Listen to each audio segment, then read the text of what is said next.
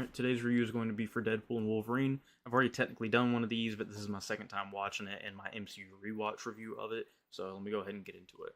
So, the plot of this movie is very similar to me as far as Multiverse of Madness and No Way Home go, which is, it is kind of just a plot device used to get specific characters in here. This movie, obviously that character is Wolverine, and attaching Deadpool and Wolverine together finally after not being connected for so long. Technically, they were in X-Men Origins, but we don't talk about that. Yeah. So anyway, the plot in this movie, I don't even really want to spend too much time in the review talking about it, just because it's so just get Wolverine in here. But anyway, let's just go ahead and move on. Dialogue. The dialogue for this movie, I give it a 7.3. A lot of it is explaining how the Void works, which if you've watched Loki, you kind of already know. And then it's giving like the backstory of who this new Wolverine is, which they talk about. There's one line in this movie that's like kind of like I'm not a huge fan of it, where Paradox goes, "This Wolverine is the worst Wolverine," and then Deadpool's like, "What'd he do?" He's like, "He let his people down." That's the worst Wolverine. You mean to tell me this maniac of a character, this is the worst thing he's done? The worst thing he's done in the multiverse as a whole is not save people? You're telling me there's not a single Wolverine out there that's like a mass murderer? I don't believe it. I don't believe it at all. I think you're lying for the sake of calling him the worst. Anyway, there's some lines, but a lot of it's just pumping you up about Wolverine. I mean, Deadpool does his normal like meta commentary on like, I know you guys have been waiting for this. I know you guys really like Wolverine. Oh, Kevin Feige isn't gonna let us talk about this because we're a R-rated movie. It's a whole bunch of like meta commentary like that, and the comedy works. It's fine, but again, there's not a lot of plot that comes through the dialogue.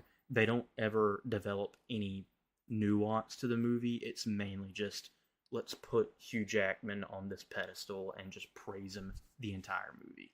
And oh, I'm in Disney now. It's a combination of those two things. So yeah, I generally think the dialogue in this movie is pretty weak. However, the acting is not. One of the rare times that this is the case. Hugh Jackman really gives a pretty good effort in this movie, and so does Ryan Reynolds. I also like Emma Corrin as Cassandra Nova. I think all three of them did their part, and they're the biggest players in this movie. I think his name is Matthew McFadden that played Paradox. Not a fan of him, if I'm being honest, in this movie. I think he makes the movie worse, obviously. I think he's just kind of the punching bag there to make the other characters look better. He's just kind of dumb. He's ridiculously evil. He is the plot device himself. He's the one that makes this entire movie possible by him being outlandishly evil. By saying, I need to mercy kill this universe, or whatever. That, I don't know. Anyway, his character is very weak. Not really a fan of his acting in the movie either. Cinematography, 8. There is some grayness to the Void when they're in the fight scenes, not gonna lie, but they do some pretty interesting effects for Cassandra Nova, and I think a lot of the fight scenes between Deadpool and Wolverine look good. A lot of it obviously is not CGI. They're two, characters that fight physically. There's no extra powers to it. I mean, there's powers, but they're not like, it's not like Photon Blast or Iron Man Arc Reactor. It's like, I've got knives in my hand, and Deadpool's like, I got a gun and a sword. So there's not a lot of CGI to make the fight scenes look worse, which I think is a majority of the way that the MCU looks bad visually, is when they try and do CGI effects for fight scenes. So yeah, the soundtrack for this movie. Soundtrack for this movie is a 9, between the Madonna song at the end of the movie. God, why can't I remember the name of it? Anyway, it might come back to me later. The opening In Sync song, I'm a huge fan of, and then I think they just include. There's a lot of very popular songs already in the movie. God, it's gonna kill me not to know this song, dude. Hold up. Deadpool Madonna song. Yeah, Like a Prayer. Okay, yeah, there. I came close to saying that, but I didn't want to get it wrong.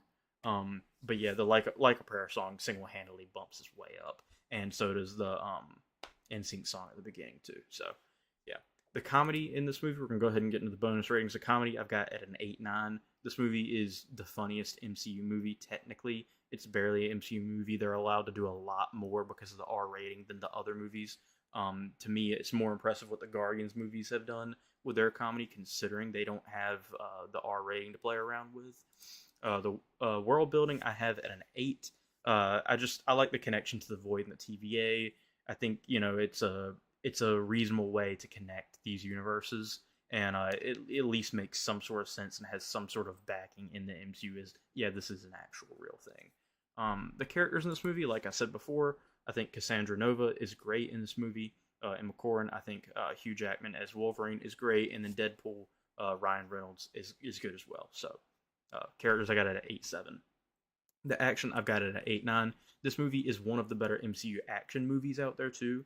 I think it's the reason why this movie, when you look at its ratings over there, it ends up being the rating it gets is higher than I think what you may expect, because the action, they really put a lot of effort in the action and the comedy in this movie, and you can tell with the action, the comedy, and the characters that three people really locked in. That's really what this is three people really care about this movie. And when you're there for only two people and you get three, it's, hey, I'll take it. So yeah, that's pretty much where we're at. Yeah, the action is very it feels John Wick-esque. It's very quick, it's very bloody, gory, but yeah, all of it's very interesting at the end of the day.